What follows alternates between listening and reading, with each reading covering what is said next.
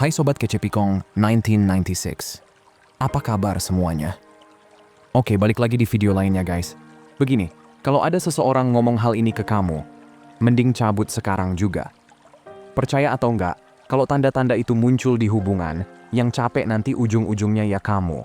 Masalahnya, kadang kita suka ngeremehin, cuman baca sekilas, ngerasa udah ngerti cuma karena denger judulnya. So guys, dengerin baik-baik biar kamu nggak masuk ke drama yang sebenarnya bisa kamu hindarin dari awal. Oke, let's break it down teman-teman. Nah yang pertama, kalau ada seseorang yang suka ngomong, semua mantan aku tuh pada gila. Sekilas kedengerannya remeh, tapi kalau kamu kulik dikit, vibe-nya mulai aneh. Biasanya orang yang ngomong kayak gitu tuh lagi ngebangun citra diri kayak, aku ini orang baik, lembut, paling nggak neko-neko. Tapi semua mantannya dicap kayak makhluk-makhluk dark mode yang bikin hidupnya kelam. Padahal mantannya itu beda-beda orang, beda kepribadian, beda latar. Yang nggak pernah berubah justru dia hadir di semua kisah itu dari awal sampai bubarnya. Wajar kalau seseorang punya 1-2 mantan yang emang pernah nyusahin, itu normal. Tapi kalau dia nyeritain semua orang yang pernah deket sama dia, kayak sekumpulan iblis bersayap rusak yang bikin hidupnya sengsara, itu tuh tanda merah. Masa iya hidupnya sialnya segitunya? Atau jangan-jangan dia nggak sadar kalau dia juga punya andil besar dalam kekacauan itu? Biasanya tipe orang yang ngomong begitu tuh alergi sama yang namanya tanggung jawab. Menurut dia, semua masalah di hubungan sebelumnya itu murni salah orang lain. Ceritanya selalu versi drama di mana dia jadi korban yang paling suci. Mantan aku begini, mantan aku begitu. Dia nggak bisa lihat bagaimana sikapnya sendiri ikut nyulut hubungan jadi toksik. Dan orang yang nggak bisa ngaca kayak gini, susah banget buat bangun hubungan sehat ke depan. Jadi kalau kamu ketemu orang yang semua mantannya dicap kayak geng makhluk astral edisi deluxe, sementara dia selalu jadi pahlawan tanpa celah, udah, jangan lama-lama di situ. Cabut sebelum kamu ikut masuk ke serial horor yang sama. Oke, tadi kita udah ngebahas soal orang yang hobi nyalahin semua mantannya kayak kumpulan makhluk astral kelas berat. Nah, kita geser dikit ke ciri berikutnya yang nggak kalah bikin kamu harus mikir ulang. Biasanya ini muncul lebih halus, lebih sopan, tapi efeknya tetap bisa nusuk. Kalimat, aku lagi nyusun hidup dulu, atau versi gaulnya, aku lagi beresin diri. Kedengerannya lembut, ya? Kayak orang yang lagi introspeksi, lagi nyari arah, lagi pengen lebih baik. Apalagi konteksnya sering dibungkus manis. Dia bilang suka sama kamu, bilang kamu orangnya asik, bilang dia nyaman sama kamu, tapi untuk urusan keluarga, temen, kerjaan, mimpi, passion, dia lagi nyari bentuk. Nah, di sini letak bahayanya. Dalam hubungan yang sehat, 2 orang itu harusnya saling ngisi. Kekuatan kamu nutupin kekurangannya dia, dan sebaliknya. Tapi untuk bisa cocok, masing-masing harus tahu dulu dirinya itu siapa, maunya apa, dan jalannya kemana. Kalau dia sendiri nggak ngerti identitasnya, nggak ngerti arahnya, bahkan nggak ngerti puzzle piece apa yang dia bawa, ya gimana dia bisa mutusin kalau kamu adalah orang yang tepat buat dia? Masalah makin besar kalau beberapa bulan kemudian dia akhirnya nemu bentuknya, dan ternyata bentuk barunya itu nggak nyambung sama kamu.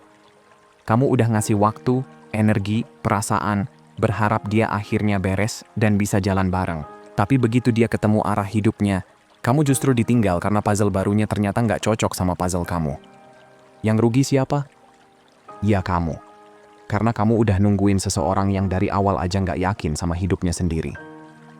Makanya, kalau kamu dengar seseorang ngomong dengan nada penuh ketidakpastian tentang masa depannya sendiri, apalagi sambil ngegantung kamu, itu alarm. Bukan alarm kecil, tapi alarm yang bunyinya nyaring kayak sirene proyek. Nggak peduli seberapa manis kata-katanya, kalau dirinya aja masih mengawang-ngawang, kamu jangan ikut melayang. Mending cabut sebelum kamu yang jatuh duluan.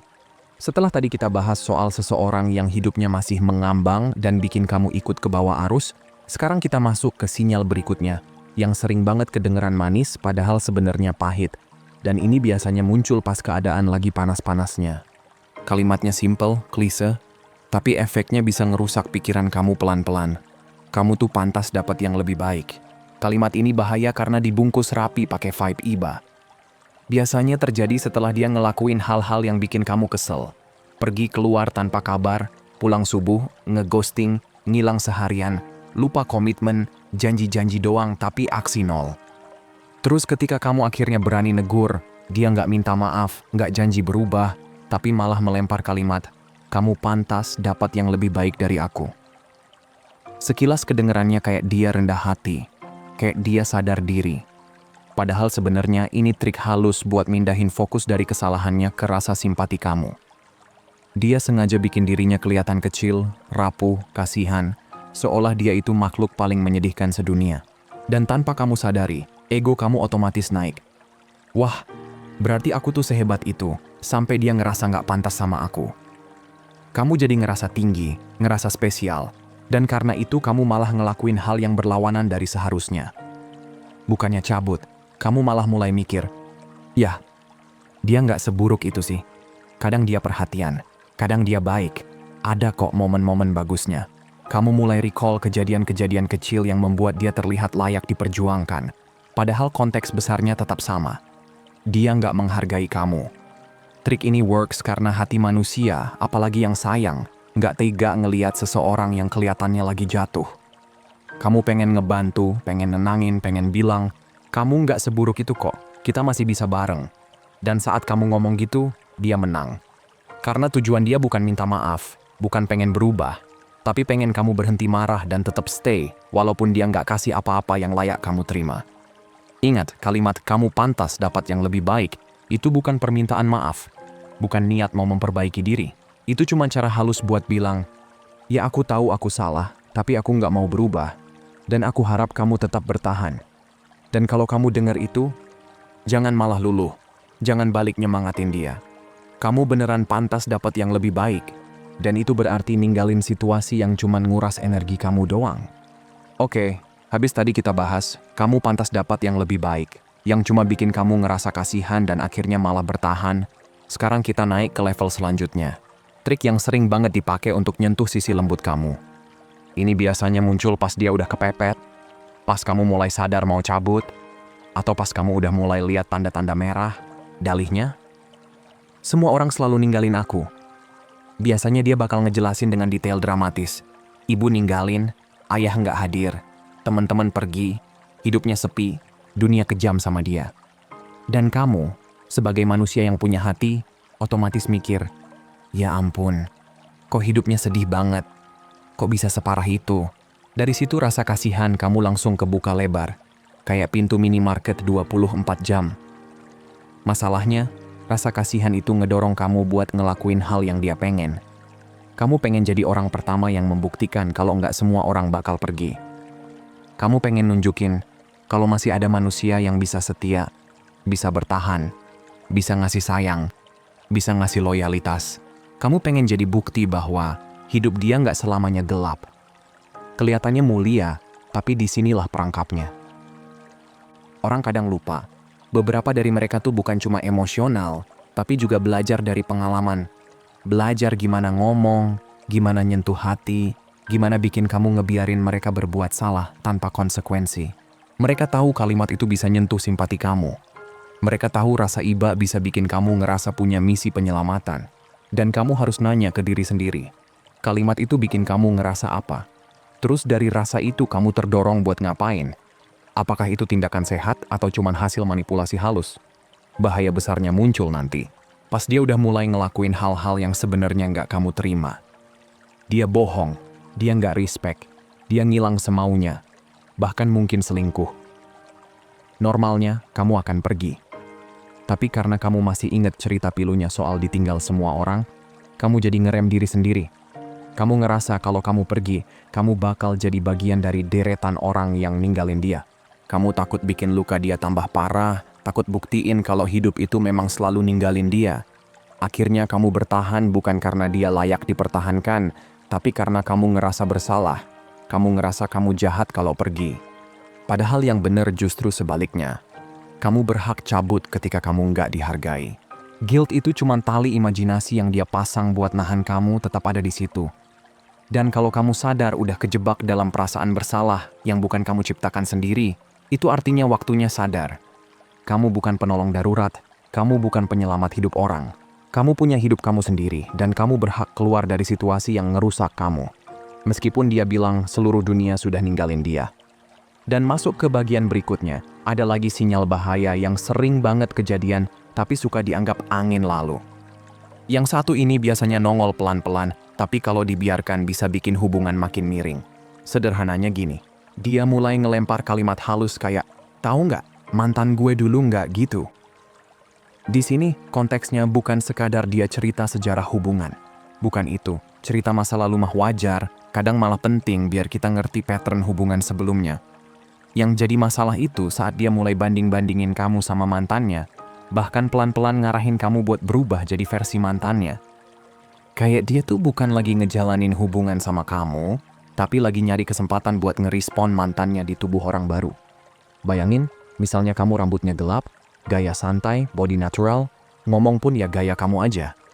Tapi mantannya itu tipe pirang, super preppy, full perawatan, vibes seleb TikTok yang selalu ngomong manja. Nah, lama-lama kamu mulai denger komentar halus kayak, rambut kamu cakep sih, tapi pernah kepikiran coba warna kuning laut? Kayaknya cocok deh. Ini tuh bukan sekadar saran, ini kode keras kalau dia lagi nyetir kamu ke arah wujud orang lain. Dan puncaknya, dia mulai ngedrop kalimat sakti yang bisa bikin emosi langsung naik. Mantan gue dulu nggak bakal gitu. Biasanya dipakai biar kamu ngerasa bersalah, seolah-olah tindakan kamu itu downgrade dibanding mantannya. Seakan-akan kamu harus nurut biar setara sama standar yang ada di kepalanya. Kalau udah kayak gini, jelas banget kalau dia belum selesai sama masa lalu. Dia belum siap lihat kamu sebagai manusia baru yang beda total, punya identitas sendiri, gaya sendiri, karakter sendiri.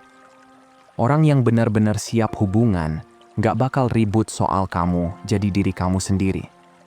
Mereka bakal kenal kamu, bangun chemistry dari nol, dan embrace perbedaan. Tapi orang yang masih kejebak bayangan mantan, atau masih nyimpen perasaan lama, atau lebih parah lagi, pengen ngeklon mantannya, bakal ngomong dan bersikap kayak gitu. Dan kalau udah kedengeran begitu, serius, itu tanda kamu harus waspada. Jangan sampai kamu kehilangan diri sendiri cuma buat ngejar standar yang bukan punya kamu. Dan setelah kita tadi ngomongin soal perbandingan sama mantan yang bikin kepala panas, sekarang kita geser ke tanda berikutnya, yang nggak kalah licik dan sering banget kejadian tanpa disadari. Ini tuh levelnya lebih halus, lebih psikologis, dan kalau nggak ngeh, bisa tiba-tiba bikin kamu jauh dari orang-orang yang sayang sama kamu. Jadi gini, ada tipe orang yang suka bilang, teman-teman kamu itu nggak bagus buat kamu. Nah, awalnya kedengeran wajar kan? Karena ya bener, kadang ada 1-2 temen yang vibes-nya toxic, bawa masalah, atau bikin suasana makin ribet. Itu mah manusiawi banget. Kalau pasangan kamu bilang, si A kayaknya sering ngerugiin kamu deh. Itu bukan masalah. Masalahnya muncul ketika dia mulai ngeblanket statement. Semua teman kamu jelek pengaruhnya. Bukan 1, bukan 2. Semua. Setiap orang di circle kamu selalu ada salahnya di mata dia. Yang ini julid, yang itu drama, yang sana nggak dewasa, yang situ bawa masalah. Pokoknya nggak ada satupun yang pantas buat nemenin kamu. Ini yang harus kamu hati-hatiin, karena ada orang yang mainnya halus. Mereka nggak bakal bilang, jangan main sama mereka. Terlalu frontal, mereka lebih suka nanam benih-benih kecil di kepala kamu.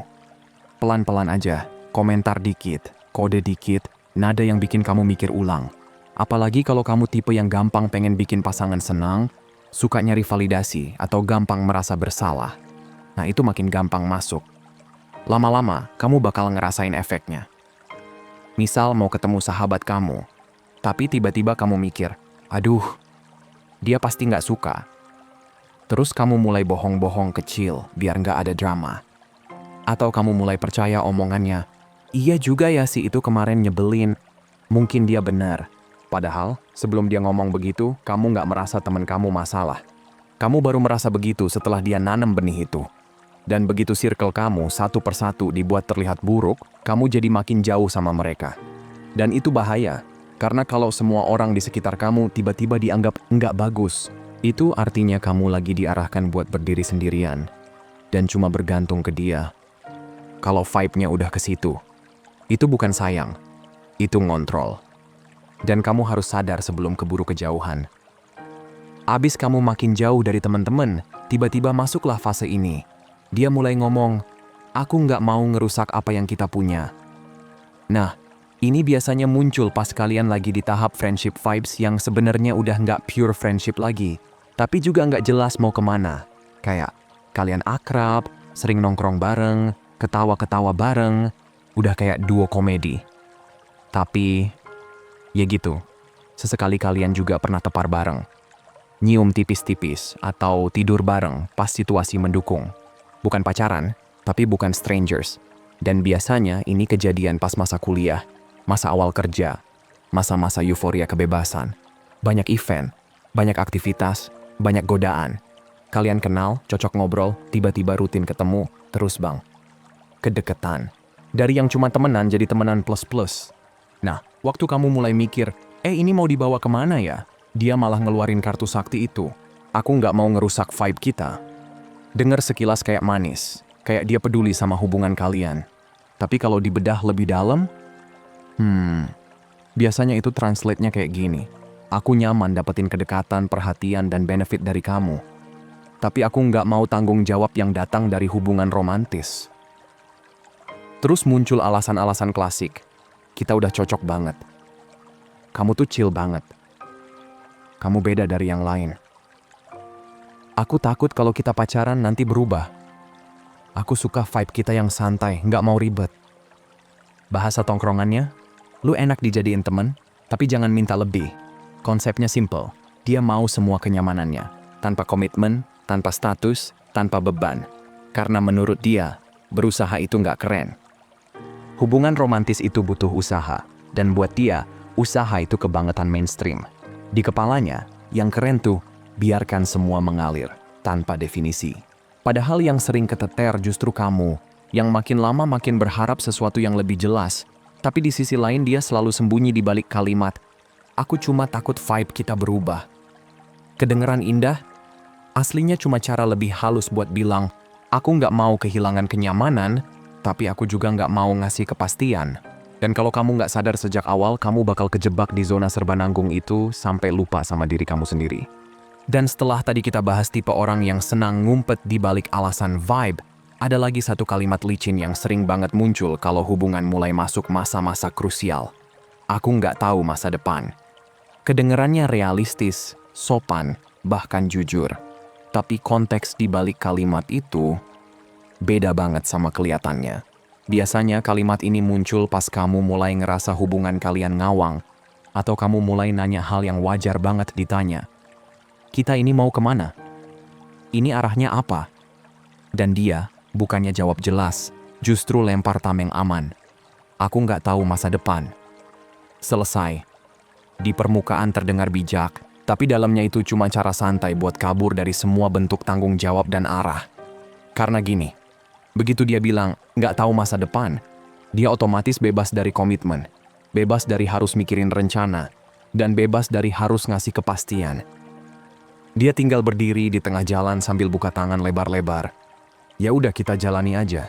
Dan kalau kamu ngerasa stuck, ya itu masalah kamu, bukan dia. Padahal kenyataannya, orang yang punya arah hidup, mau cowok atau cewek, itu kerasa dari cara mereka mikir ke depan. Bukan harus bisa ngeramal masa depan, tapi minimal tahu dirinya mau kemana. Dan kalau dia aja nggak ngerti arah hidupnya sendiri, jangan harap dia bisa punya arah bareng kamu. Yang ada hubungan kalian cuma muter di tempat kayak playlist lagu galau yang nggak kelar-kelar. Aku nggak tahu masa depan memang kedengerannya jujur, tapi seringnya itu cuma cara halus buat bilang, aku nggak mau repot mikirin masa depan sama kamu. Dan kalau udah gitu, kamu perlu berani nanya ke diri sendiri. Kalau dia aja nggak mau nentuin apa-apa, kenapa aku harus nunggu? Mau hubungan yang sehat? Dua-duanya harus sama-sama jalan ke depan. Kalau satu orang udah berhenti mikir, yang capek nanti cuma kamu. Jadi kalau dia nggak mau bikin rencana, ya kamu yang harus berani bikin keputusan. Lanjut atau cabut. Dan setelah kita beres ngebahas soal orang yang suka ngumpet di balik alasan, gua nggak tahu masa depan, sekarang kita masuk ke kalimat yang lebih licik lagi. Kalimat yang bikin banyak orang kejebak bertahun-tahun tanpa sadar. Ini dia momen ketika seseorang bilang dengan nada paling lembut dan meyakinkan, aku cuman butuh waktu. Kalimat ini tuh kayak jebakan halus yang dibungkus manis. Soalnya, kalau kamu udah sayang, otomatis kamu bakal ngerasa, oke, dia lagi berproses, gua harus sabar. Padahal di balik itu, kamu lagi dipaksa masuk ke tempat yang disebut limbo. Bukan pacaran, bukan nggak pacaran, tapi nyangkut di tengah-tengah kayak loading 99% yang nggak pernah selesai. Biasanya alasan yang dikasih juga kedengeran bijak. Aku lagi beresin hidup dulu. Aku lagi ngejar karier. Aku mau stabil dulu. Atau versi paling klise, aku belum siap hubungan, tapi kamu spesial. Sekilas kedengeran tulus, tapi begitu ditanya, butuh waktu berapa lama? Jawabannya selalu muter-muter. Nggak pernah jelas, nggak pernah konkret. Dan makin ditanya, makin absurd. Karena kalau diperhatiin, orang yang bilang butuh waktu itu jarang banget punya timeline beneran. Mereka cuma bilang butuh waktu, buat nanti cari tahu berapa lama waktu yang dibutuhin. Buat nanti memutuskan kapan waktunya selesai, yang pada akhirnya nggak pernah benar-benar ada. Jadi kamu bangun tiap pagi dengan harapan kecil. Mungkin hari ini dia udah siap. Lalu malamnya kamu tidur dengan kecewa. Besoknya kamu ulang lagi. Dan lagi, dan lagi.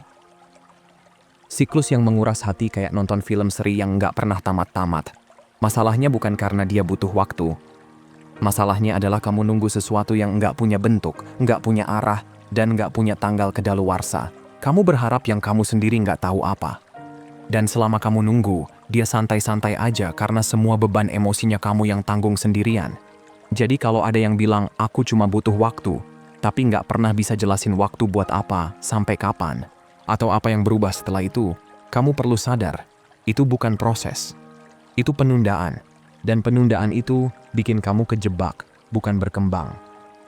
Setelah tadi kita bahas soal gue butuh waktu, sekarang masuk ke fase yang lebih licin lagi. Ini jenis kalimat yang kalau didengar sekilas bikin hati goyah, tapi kalau dipikir 2 kali, bahaya. Sekarang kita masuk ke yaitu ketika dia bilang, kamu tuh nggak sayang sama aku sebanyak aku sayang sama kamu. Kalimat ini tuh manipulatif parah, bukan cuma main perasaan, tapi juga mainin sisi lembut yang memang kamu punya. Itu loh. Bagian dari diri kamu yang gampang luluh kalau merasa bikin orang lain kecewa. Bayanginnya gini, di depan kalian berdua ada 2 gelas. Air di gelas ini tuh lambang energi, perhatian, waktu, tenaga, fokus, effort, semuanya. Gelas kamu penuh, udah kayak mau netes-netes saking banyaknya. Tapi begitu dia bilang, kamu nggak sayang aku kayak aku sayang kamu, langsung kebayang di kepala kalau gelas dia tuh kosong, tragis, kasihan banget. Nah otomatis kamu mikir, wah berarti aku harus ngasih lebih dong. Jadilah kamu tuang energi kamu sedikit. Jadi banyak, jadi kebanyakan, sampai akhirnya hampir semua energi kamu pindah ke dia. Gelas dia penuh, tapi gelas kamu tinggal setengah. Bahkan seringnya cuma 1/4. Dan dia masih pasang muka minta tambah, nggak sadar kalau kamu udah ngos-ngosan. Yang lebih gila, sebenarnya dia tahu kamu sayang. Bahkan mungkin dia sadar kamu sayang lebih dari dia. Makanya kalimat itu keluar. Dia sengaja pancing rasa bersalah kamu. Karena dia tahu, kalau kamu ke-trigger, kamu bakal ngasih lebih banyak lagi. Dan dia dapat semuanya itu, tanpa harus berusaha balik. Ini tuh pola klasik. Bikin kamu ngerasa kurang, biar kamu ngejar validasi. Kamu nambah effort, dia duduk manis. Kamu kehabisan energi, dia makin nyaman. Lama-lama kamu capek sendiri, tapi susah berhenti karena kamu udah terlanjur yakin kamu belum cukup. Makanya, kalau masuk ke hubungan kayak gini, harus sadar satu hal. Cinta yang sehat nggak pernah minta kamu nguras diri sampai habis. Cinta sehat itu saling isi gelas, bukan cuma satu yang menuang. Dan kalau ada yang terus-terusan main kartu, kamu kurang sayang, itu tanda kalau hubungan ini bukan butuh bukti, tapi butuh kamu sadar dan narik diri. Nah setelah tadi kita bahas soal permainan perasaan yang bikin kamu seolah-olah kurang sayang, sekarang kita masuk ke jenis alasan yang kelihatannya kalem, kelihatannya nggak ada hubungannya sama hubungan, tapi sebenarnya ngaruh banget sama masa depan kamu bareng dia. Yaitu ketika dia bilang, aku tuh belum yakin sama karir aku. Sekilas kedengerannya kayak dia cuman lagi curhat tentang hidupnya sendiri kan? Kayak ini murni soal dia, nggak ada kaitan sama kamu. Padahal aslinya, ini nyambung langsung ke hubungan kalian. Soalnya, kalau seseorang nggak yakin sama kariernya, itu artinya dia juga nggak yakin sama masa depannya. Kalau masa depannya aja kabur, otomatis arahnya juga kabur. Dan kalau arah hidupnya kabur, ya hubungan kalian mau diarahkan kemana? Mau dibangun di pondasi apa? Dia sendiri nggak tahu dia bakal jadi siapa, tinggal di mana, hidup kayak apa, atau langkah apa yang mesti diambil. Kebayang nggak? Kamu lagi bangun hubungan, tapi yang satunya masih meraba-raba. Gue ikut arus dulu deh. nanti juga tahu sendiri. Masalahnya, kalau dia baru nemu arah setelah kamu udah keburu invest waktu, tenaga, dan hati, bisa jadi titik akhirnya sama sekali nggak nyambung sama kamu. Bahkan hubungan yang udah kamu rawat dari awal bisa amblas karena hidup dia belok ke jalur lain. Kesalahan paling sering itu bertahan sama orang yang bilang, aku belum yakin sama karier aku, tapi nggak punya langkah jelas, nggak punya progres, nggak punya rencana. Dia cuma tahu, dia suka kamu, suka vibe kamu, dan berharap suatu hari nanti semuanya bakal kebentuk sendiri. Padahal, yang seharusnya terjadi tuh gini.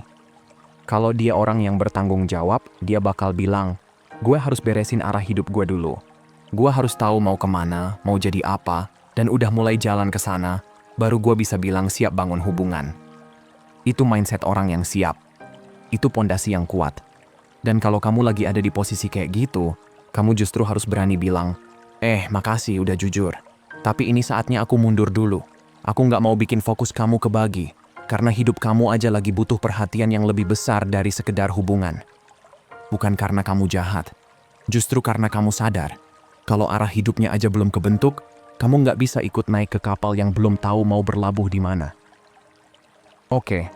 Setelah kita bahas soal cowok-cewek yang masih belum beres sama karirnya, sekarang kita masuk ke alasan pamungkas. Ini tuh biasanya keluar pas seseorang pengen kelihatan manis, tapi tetap nggak mau ngasih kepastian apa-apa. Masuk ke alasan terakhir, yang sering banget kedengarannya dramatis. Aku tuh udah siap kok pacaran, kalau aja nggak ada halangan ini. Nah, bagian halangan ini itu biasanya kosong, dan bisa diisi apa aja sesuai mood dia. Dan cara dia menyampaikannya bakal bikin kamu ngerasa kayak kalian tuh satu tim. Kayak dia bilang, kita berdua sebenarnya mau hal yang sama. Cuma keadaan aja nih yang nahan. Di kuping, itu kedengerannya manis. Kayak, aku sayang kamu, kamu sayang aku. Kita sama-sama mau komitmen. Cuma semesta aja yang belum setuju. Tapi realitanya, ini cuma cara halus buat ngejelasin. Gua nggak siap, tapi gue juga nggak mau kehilangan manfaat dari hubungan ini. Karena alasan kosong itu bisa diisi apa aja. Contohnya, aku mau sama kamu, cuman masalahnya, aku lagi nggak stabil keuangan. Atau, aku mau komit, tapi keluargaku lagi ribut. Atau, aku mau jadian, tapi situasi hidupku lagi berat banget. Pokoknya apapun yang paling nyaman buat dia jadi tameng. Masalahnya begini, kalau halangan itu beneran sebesar itu, sampai bikin dia nggak bisa komit, mestinya dia nggak usah pacaran dulu. Bahkan nggak usah deketin siapapun. Karena ngapain juga main di wilayah hubungan kalau ujung-ujungnya dia tahu sendiri dia belum mampu nerapin komitmen. Kalau seseorang bilang, aku siap pacaran, tapi lalu ngisi kalimatnya dengan alasan apapun, itu artinya dia sadar ada tembok yang belum bisa dia lewatin. Dan kalau tembok itu beneran krusial buat hidup dia, ya harusnya diberesin dulu. Bukan dipakai sebagai alasan buat nangkring di hidup kamu tanpa kasih arah. Bayangin aja, apa gunanya deket-deket sama orang kalau begitu nemu pasangan terbaik pun dia masih nggak bakal siap? Kamu bakal invest waktu, tenaga, hati, tapi dia nggak lagi jalan menuju komitmen. Dia cuma lagi cari kenyamanan sampai situasinya lebih enak. Dan kalau dia sendiri bilang halangan itu besar banget, itu sebenarnya tanda buat kamu. Oh, berarti dia belum siap apapun. Jadi aku jangan ngikut tenggelam di dalam proses yang dia sendiri belum mau kelarin. So guys, segitu aja dulu buat hari ini. Sehat selalu ya. Semoga harinya menyenangkan. Dan seperti biasa teman-teman, hargai diri kamu di atas perasaan kamu. Abaikan apa yang kamu rasain. Dan ingat apa yang kamu layak dapetin. Kalau mau hubunganmu jauh lebih baik dan sehat, hargai dan perlakukan dengan baik diri sendiri dulu. Makasih udah nonton ya. Dan sampai jumpa di video berikutnya teman-teman.